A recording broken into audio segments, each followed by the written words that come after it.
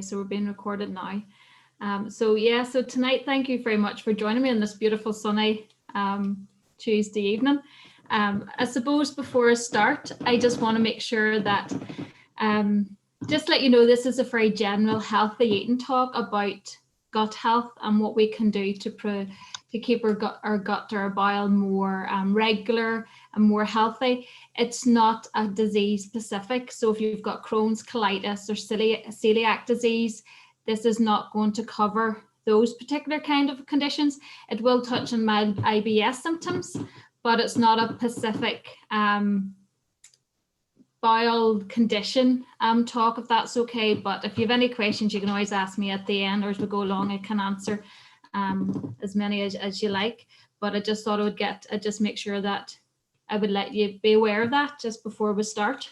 Okay, so I'm just going to share my screen.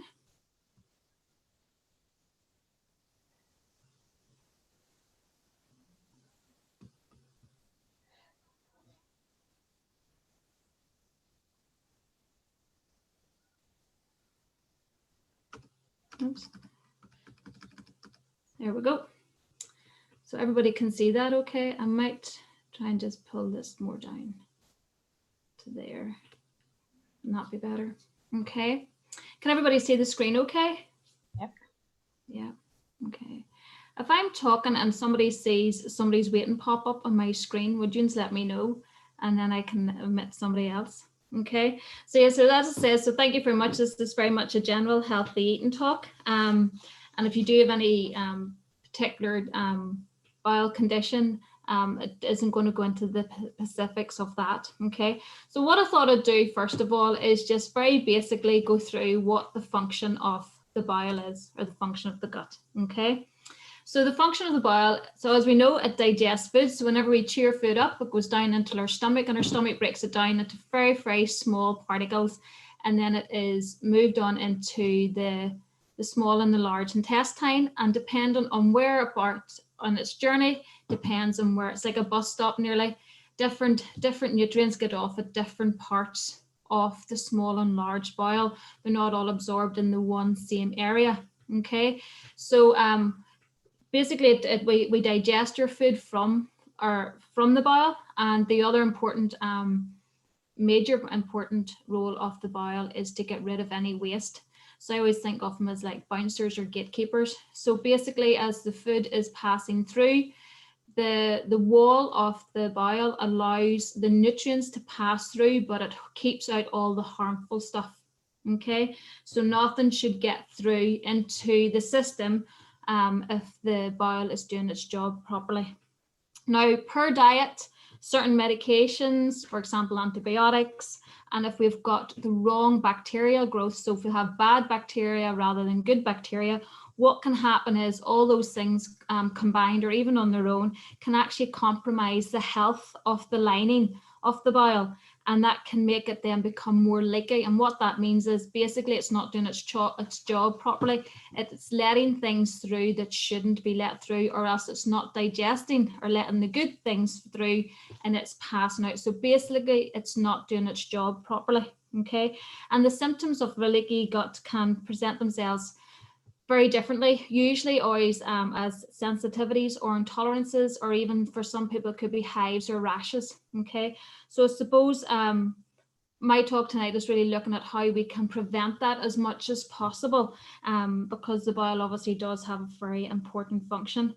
The other thing that we want to remember as well, if we are constipated, all those harmful or bad items that we want to get rid of, if it stays too long in the one place in the bile, it gives those harmful substances more of an opportunity to cause problems or inflammation, or to break through that lining and cause problems. So that's why it's really important that we keep the bile moving as smoothly as possible. And that's what we're going to be looking at.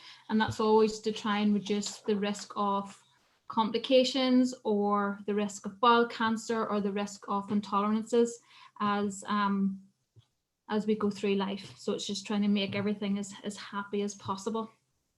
And speaking about happy, I don't know about you, but I'm sure you're well aware of just how interlinked our brain is to the bile. For example, if you've got a job interview or you're running late for, I remember one time I almost missed a flight in Milan. We got on the bus, they put us on the wrong bus and they were taking us to the different airport. And I had to get an interconnecting flight to get back to, I was working in Manchester at the time and I had a really important meeting. And I just thought there's no way I was going to get back. And oh my goodness, my bowels let me know that my mind was stressed. So there's a very, very strong link between our mood and gut bacteria. So if you're stressed, no doubt your gut's going to be stressed. But also want you to remember as well, poor health also has a big impact on our mood. So the amount of people that whenever they would come to see me individually, and what I call about, I tidy up their diet. Sometimes the most common comment that I would get is that how much better they feel mentally and physically. And it's all because they're giving their body what it needs, but the bowel is much more healthy as well. And I suppose to remember as well, within the elderly population, the leading cause of confusion, now not dementia or Alzheimer's, but the leading cause of confusion in the elderly is actually constipation.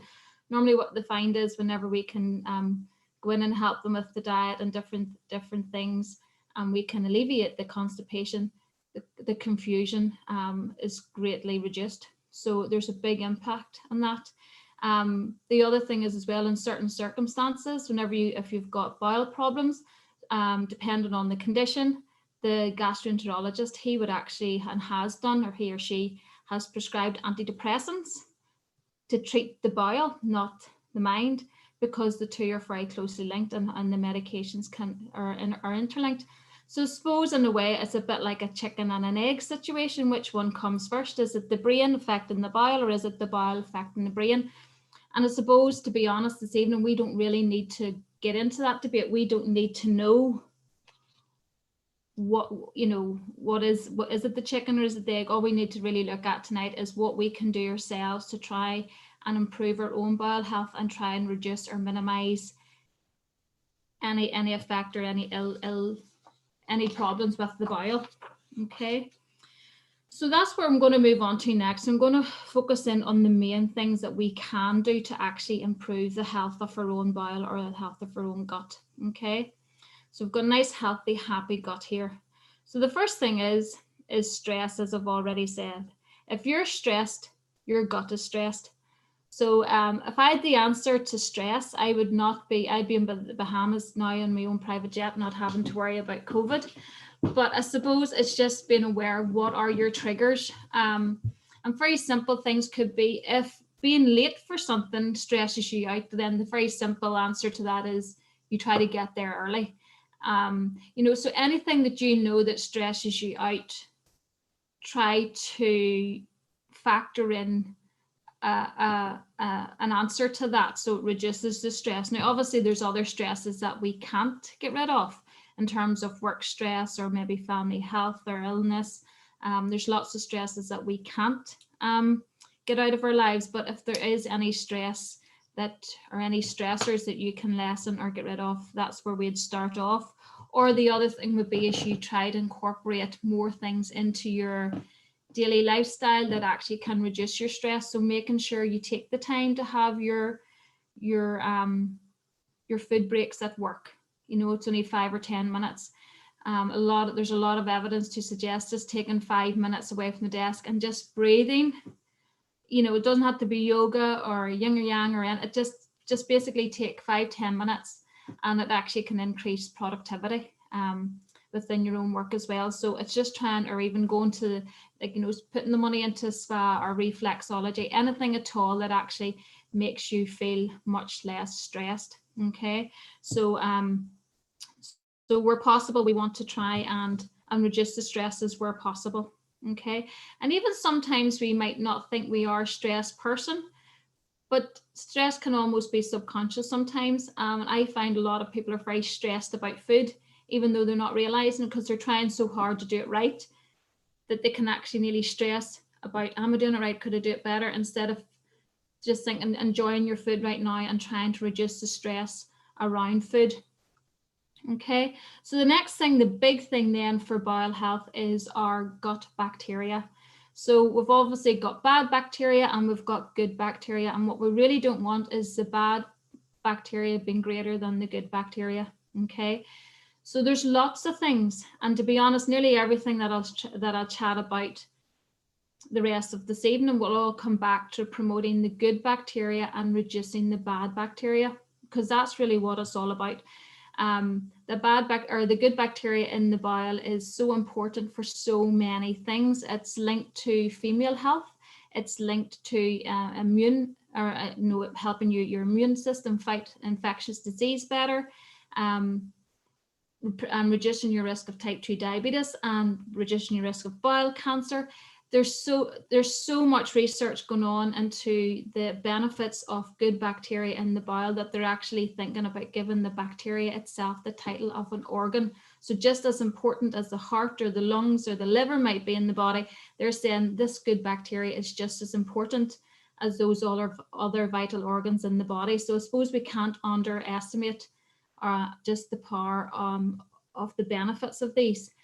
So there's two ways in which we can actually increase the bacteria within our bowel. So we'll talk about probiotics and then prebiotics. So prebiotics are basically the foods that we eat that whenever they're digested and fermented in the bowel, that they actually produce bacteria. And those would be the likes of your nuts, your seeds, your raw vegetables, your fruit, and your salads. So basically all those nice, healthy, high fiber foods are going to be our prebiotics. Our probiotics then is usually the fermented milk products that have the bacteria in them that actually can cause the good bacteria to thrive, or we actually eat the bacteria in the yogurt. So there's so many options out there. Or if you're not a big fan of yogurt, you can actually buy the probiotics in a capsule form or a sachet, which if you're not good with tablets, you can actually break the sachet down and put it into your porridge or into your cereal. The only thing I would say about doing that, bacteria is very heat sensitive. So if you're putting it into porridge, do not put it into really hot porridge, because you'll actually break down the active agents in the bacteria. So make sure it's lukewarm before you would put the probiotic into any foods. Okay, so they can be really good. So they vary in price if you were going to buy them, but definitely are well worthwhile. If somebody was having IBS symptoms, that would usually sometimes be the first thing that we would look at. We would look at, maybe starting a probiotic even for a month, maybe going higher dose and then reducing down. So when I say higher dose, 2 capsules a day, and then reducing down to 1, finishing the course, and then maybe following on then with the likes of your wee yogurt drink 1 a day after that, just to maintain the bacteria in the bowel. Okay, so it's definitely something to consider if you do have any bowel problems, and because of all the beneficial effects of the bacteria, it's definitely something that is well worth the money if you wanted to put it into that. Okay, now the other big thing then, which can actually reduce the good bacteria and increase inflammation and not just be so good for the bowel, is caffeine. Okay, now I know we all love our tea and our coffee, but if you even think of some of the days where you maybe have 5, 6 or 7 cups of coffee or tea, you can maybe even start to think about, you might notice that you were maybe running to the toilet more, or you're having a wee bit more wind or bloating or pain. So what we'd say is you try to limit your caffeine intake. Now, whenever I talk about caffeine, I mean you have to count your tea, your coffee, your chocolate, and your fizzy minerals. So it's all of those combined that you have to be cautious about how much caffeine goes in to the diet. So we'd normally say no more than 3 caffeinated drinks per day. And again, I suppose is keeping it weaker. So your filtered coffee is obviously going to have more caffeine in it than your instant. So it's just being mindful if you do love the coffee and the other caffeinated drinks, to maybe try to reduce those.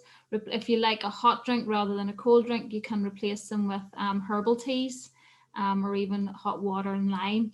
I suppose the other thing we've got to remember as well about fizzy drinks is the gas. If you are prone to bloating and wind and flatulence, definitely avoid fizzy minerals because that will definitely make it worse. Okay, so sometimes depending on the mineral, if it's a high caffeinated fizzy mineral, it can actually really make the bowel symptoms worse. Okay, any questions so far? Are you happy enough? Let it keep going. Yeah. So the next one is, a lot of people don't like me, especially over a nice holiday, a nice weather over the bank holiday weekend. People thinking, oh, don't do this on me. Don't talk to me about alcohol. But alcohol, too much alcohol can actually cause inflammation of the bowel and actually increase the risk of it becoming leaky, where the bouncers can't do their job properly. The gatekeepers aren't keeping the bad things out and aren't letting the good things in necessarily. So this is where people who have alcoholics can have problems with their bowels and can cause problems and need certain vitamins replaced. So health within the recommended healthy guidelines, which is your 14 units per week, which shouldn't be drank all in the one evening. They should be split up at, over 3 to 4 days throughout the week. So it's just trying to keep your units down. So I'm not too sure if you're familiar with your units, but like a pint would be 1.5 units. I suppose it depends on the strength and where you buy your beer, but just look at the units and just try to keep it down. For example, 1 small glass of red wine with your meal has been shown to be healthy, but once you go to 2 glasses red wine, you're losing those health benefits. So it's just being mindful of that. I don't want you not to enjoy yourself, but if you do suffer from bowel problems, it might be something that you might consider, depending where you're at, what you might drink or how much you might drink. And remembering as well, it's the fizz and the caffeinated mixers that you might go for as well. So you could have a double impact on the bowel. Now, the other thing is, this is a big bone of contention for a lot of people, but there's a lot of research out there to say that the more snacks that we have, the more likely we are to have bowel discomfort, because we're not giving the bowel time to rest. And I suppose that makes sense, because we all need rest. Doesn't matter what job we do, we all need to take time out to actually recuperate. So it makes sense as well that sometimes the bowel just needs a wee rest.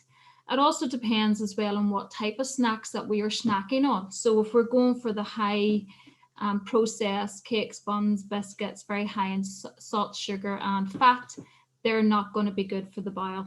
Okay, but if you're maybe having one snack, maybe fruit, or a small piece of fruit but not too much fruit, some people can take any good advice to the extreme.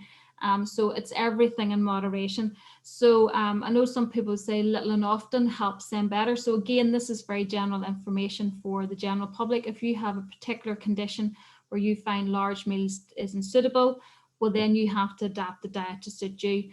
But we would normally say definitely, if you can, no snacks, but definitely no more than 1 snack in between your meals.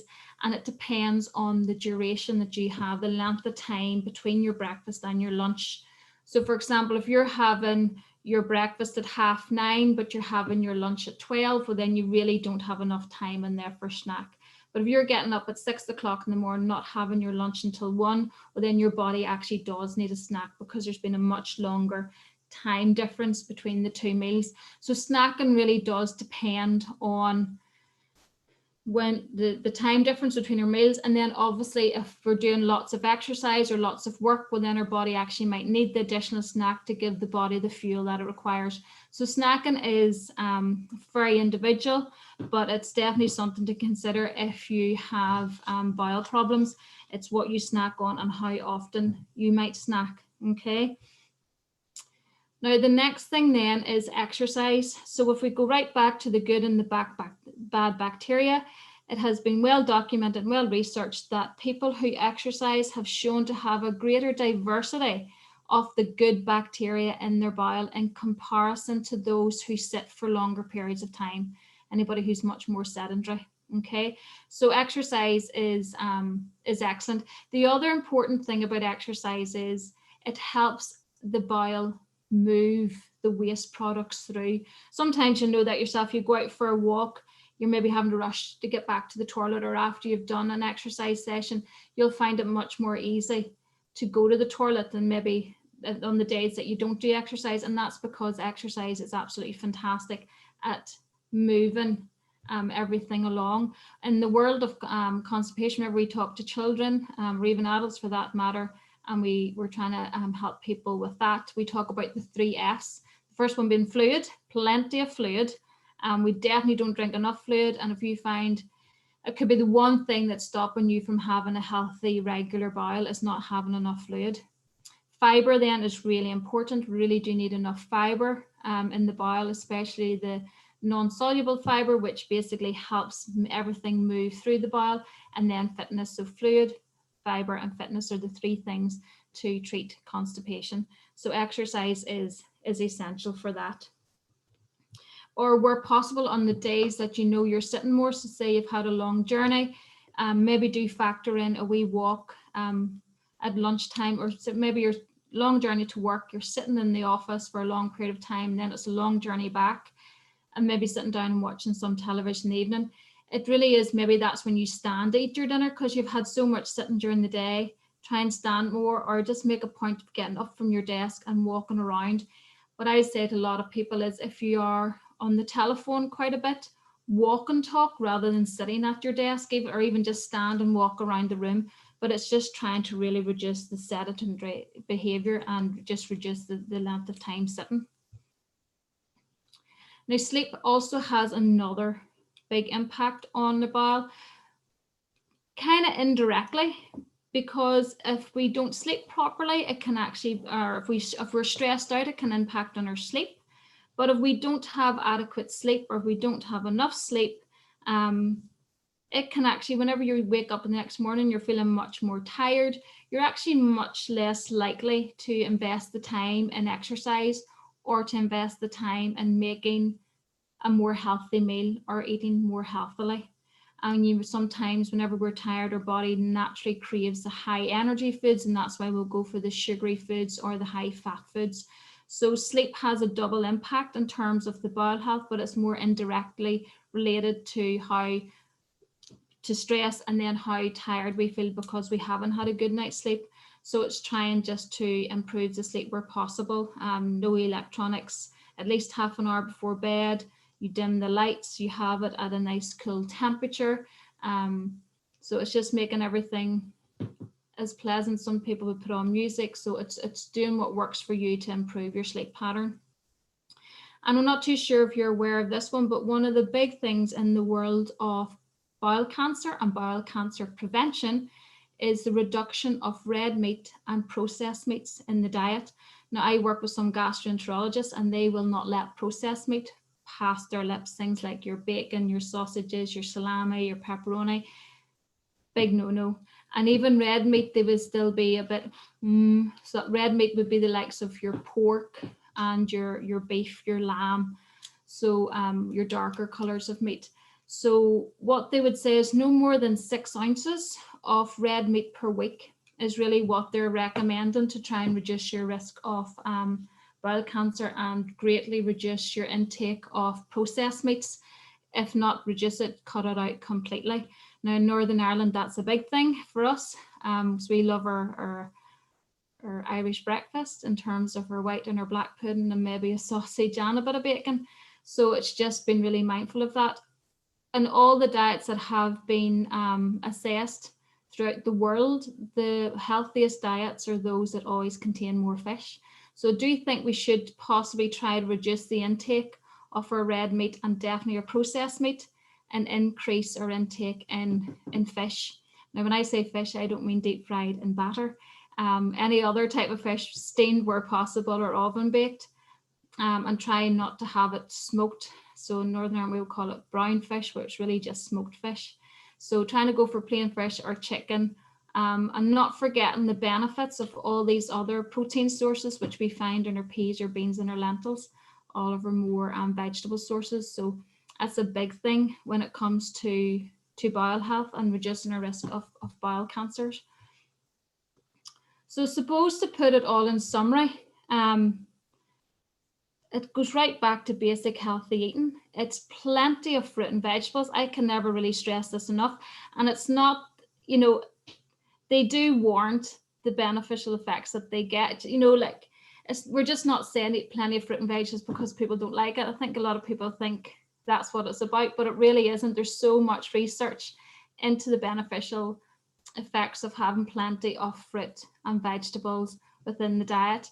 When it comes to the bowel as well, the nuts and seeds can provide extra nutrients as well, which can be excellent. Linseed and flaxseed, I know they're both the same. Flaxseed is ground down linseed. Can be very beneficial for the bowel. Again, for people who would be suffering IBS, that would usually sometimes be the first line treatment that we would get people to do, is have 1 tablespoonful of flaxseed or linseed per day. So it could be added into their cereal, it could be added into their yogurt. Some people just take it in a spoon and drink it, whichever suits you, but it's usually much nicer taken as part of a meal. And that has been shown to help with IBS symptoms.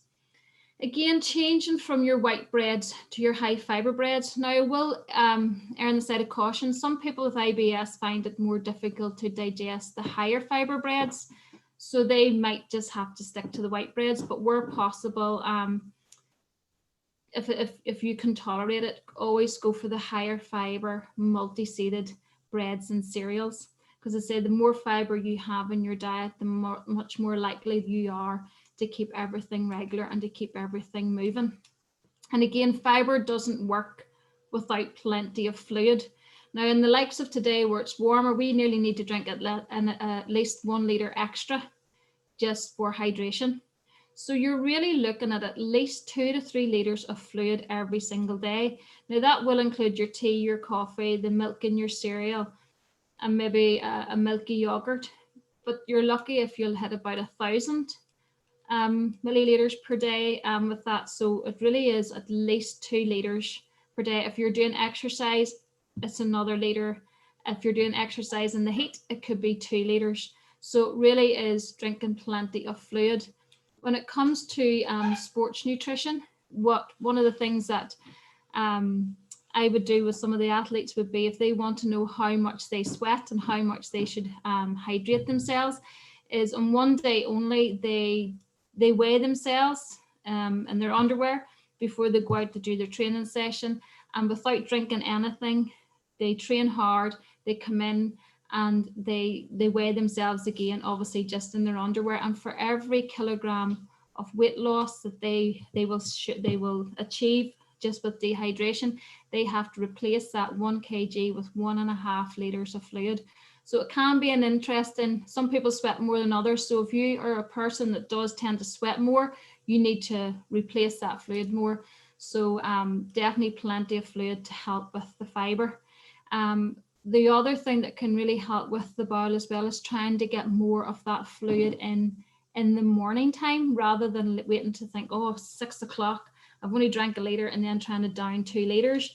Yes, it's still good to drink the 2 litres, but you're much better if you can to have it earlier on in the day, or else drink it throughout the day, because we should drink to prevent dehydration. Once we get dehydrated, it's actually too late. So you always should be trying to drink to prevent the thirst rather than waiting to be thirsty. So I've already said to help with the bowel, keep active where possible and try to reduce the length of time, very long periods of time where you might be sitting. So if we think of journeys and stuff, it's making the most of those pit stops where you stretch the legs rather than just continuing to sit. If you do drink a lot of caffeine and maybe eat chocolate as well, do consider reducing your caffeine intake, okay, especially if it comes from fizzy minerals, because you've got the double whammy there of the carbon or the carbonated fizz as well. Okay, if you are fond of all the processed meats and you do suffer from bowel problems, even if you don't suffer from bowel problems, and if you're fond of the processed meats, it's definitely a big health benefit to reduce those meats when it comes to bowel health, okay? And try to increase your intake of fish, chicken, and then our vegetable sources of protein, and also our eggs as well as an excellent protein source. But it's really trying to replace those processed meats. If you're really fond of the red meat, again, you can still have it. We still need it for iron. It's still a good protein source, but too much of it has been shown to increase risk of bowel cancer. Then again, our probiotics, our pre or probiotics. So if you're eating plenty of fruit and vegetables, nuts and seeds, and your high fiber foods, you're going to be getting your prebiotics And then if you wanted to, you then can consider taking your probiotics either in the form of the wee yogurt drink, which has the lactobacillus in it, or you can actually buy the wee cultures in a capsule in any chemist, and you can take those one a day at any time of the day. Again, try to manage your stress where possible. If you know what stressors, I've already said at the start, if you know what stressors that you have, try to minimize those. And even going out for the walks as well. So it can be a double impact where you're getting your exercise, but it can also actually de-stress you as well. Not too many snacks, and just be cautious of what type of snack you're going for. So again, that's where we would be recommending things like your fruit or your carrot sticks with a bit of hummus, or your celery, but trying to avoid too much of the cakes and the buns and the biscuits, and not having them too frequent. And then again, So what kind of nuts and seeds would you recommend there in that? Any nuts and seeds, as long as they're not salted. So I know I've probably said this before, an easy way to get the nuts and seeds, and what I do is I buy a no added salt or sugar muesli, and I actually get a packet of nuts and seeds, mixed ones, and I actually kind of break them down a bit and I add them to my muesli, and then that's an easy way to get, and I just get it every morning. And sometimes then I'll take that muesli or the nuts and seeds and add it to my cereal.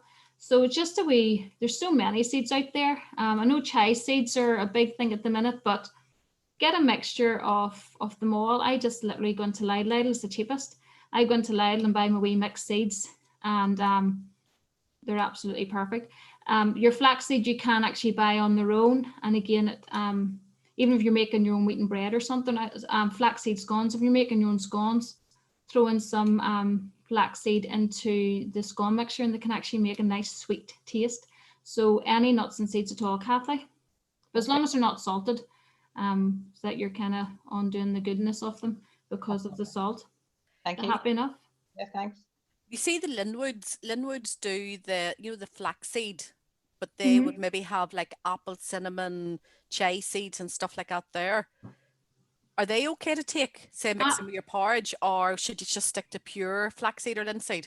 Absolutely fine. It really comes down to taste preference. There's no known benefit to all those other ones, but there's definitely known benefit to the flaxseed for IBS symptoms. But there's no problem taking the others. Sometimes it can come down to flavor. I find sometimes the more things they add into it, it can become nearly like perfume. It just leaves a funny taste in the mouth, especially goji berries. I find goji's very tart or something. So it really doesn't matter. You'll still get the flaxseed in that. But if you've got particular IBS problems, I probably would suggest going for the flaxseed on its own initially, and then maybe moving on to that and see yourself. That's why I always say to people, listen to your body. If you take the time to actually just breathe and just listen to your body, it's amazing what you'll actually find out more about how you're actually feeling and what works best. I know there's a lot of things here that I have covered. You might not be able to do everything straight away, and when it comes to healthy eating, I always talk about it's a marathon, not a sprint. And it's just focusing on the one or two wee things that you can do, get those embedded, and then go back and make more changes. Because a healthy colon is a happy colon. I was going to change it. A healthy colon is a happy mind. So it's just doing all of those things to try and just improve the bowel health. Now, I know that was a very basic rundown. Is there anybody got any other questions about bowel health and diet? You mentioned earlier on, like certain medications and so forth can impact on the gut health. Is there anything else that, besides taking your probiotic and increasing your fiber and drinking plenty, that you can take without having to resort to medication? Well, I suppose what I was thinking about the medication in that respect was some medications can actually reduce the bacteria. For example, antibiotics will kill bad bacteria, but they'll also kill the good bacteria. So for a lot of people who are maybe a course of antibiotics, maybe 3 courses of antibiotics, it's nearly, and any of my family members, I automatically get them started on a course of probiotics just to try and build that bacteria back up again to boost their immune system. Now, there's certain medications that you have to take. for other medical conditions, and I'm never going to tell you not to take those. So you continue to take those and do the other things that will help with the bowel. Because usually when we're human beings, very rarely do we have one medical condition. Usually there's 2 or 3 different things maybe coming at us. So all medications affect us differently, but there's certain medications which might take away the good bacteria, but it's easy to put it back in again. Okay. Yeah, I no, 'cause think, I'm to a be believer honest, for a lot of young people, you don't want to use, a lot of young people would use laxatives as a weight Yes. loss thing, and that actually can reduce, it weakens the bowel, and they may be okay with it when they're younger, but you can nearly be sure they will have bowel issues later on in life because of the damage that they have done when they were younger. So it's just been really cautious about the different medications that are out there for the bowel. Like there's another medication that can be prescribed for weight loss called Xenical or Orlistat. And again, you have to be very cautious with it in terms of the bowel health and the different things that you might do to make sure that everything is keeping smooth while on that medication. Does that answer the question, Denise? does. It's just I'm on permanent rotating antibiotics. So I Okay. am on 3 antibiotics and I change it every month.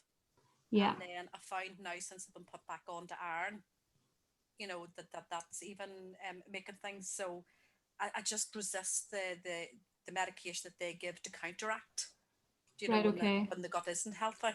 So I do take a probiotic. I do, you know, try to take, I take that Linwoods I was telling you about with the flaxseed and so forth in my porridge in the morning and so forth. But because now remember my fluids being restricted, because I'm stage 4 going into stage 5 renal failure, so my fluids now being restricted. So I feel as if it's a catch 21. Yeah, when it comes to renal, that's what I'm saying. Depending on what medical condition you might have, obviously the kidney is more important than the bowel, if that makes Yeah. sense, because it's got a bigger function. So you do have to reduce and follow the guidelines in terms of your fluid restriction for that. And you have to then watch your potassium, your sodium. There's so many other restrictions in there. Not a pleasant diet at all to have to follow. And every week it can nearly change depending on the blood results that you get. So yeah, just work very closely. There should be a renal dietitian attached to every renal unit. I would very much closely link in with them and just let them advise you weekly almost or fortnightly, depending on what your blood results show, as in what you best need on that particular week or fortnight that you're currently in. Okay. In terms of food tolerances, anybody have any questions about that? I didn't put it in there because I suppose it's coming into, like, it almost touched on it on the leaky gut. But any questions about food intolerances or allergies? No. Do just be very cautious of any of the tests that you go for. So some people will go for food intolerance tests to find out what they're intolerant to, but I want people to remember to focus in on that word intolerant. So you might not be able to tolerate an awful lot of it, or you might not be able to tolerate particularly frequently. But for a lot of people, is if you've been asked to cut out lots of food from your diet because it's been shown that you've got an intolerance, what I would say is, yes, cut it out initially. Get yourself to what we call a safe diet, where you may never get symptom free, but where you get to the least amount of symptoms as possible. And then you have to reintroduce one food every 3 days. You know, so you'd only would ever introduce one food over 3 days. You don't introduce 3 foods, because if you have a bowel impact or a bowel episode, you don't know which food it has impacted that, because a lot of those tests are not particularly accurate. So you don't want to be cutting out these really good healthy food groups from your diet if it's not necessary. So what we would say is you do challenge it. So say you get to food number 4 and you have an upset in the tummy, well, then you take it out, you take yourself back to your safe diet, and then you reintroduce another food. But if you do have severe IBS or food intolerances like that, then I would strongly recommend that you get your doctor to refer you to an IBS specialist dietitian within the NHS, and they can talk you through that particular process in much more detail according to your symptoms, because everybody's symptoms are different depending on what food group or food type that they might have an intolerance to. And it's just getting to know that tolerance level. So if you know of anybody who does go for those allergy tests and they do cut everything out, it's not that that's long term. They really should challenge it to make sure that it was definitely the right thing to do, because you can really cut out an awful lot of really important nutrients from the diet by cutting out all these foods. And then the diet can become very restrictive and very, very expensive and very difficult to live with in terms of going out for meals and actually enjoying your food. Okay, that all makes sense. Any other questions for me? I take it because we're all members of the gym, poor gut health then, would it then impact on our ability to lose weight? Sometimes the ability to lose weight comes down to a lot of different factors. So comes down to our energy levels, our hormonal levels,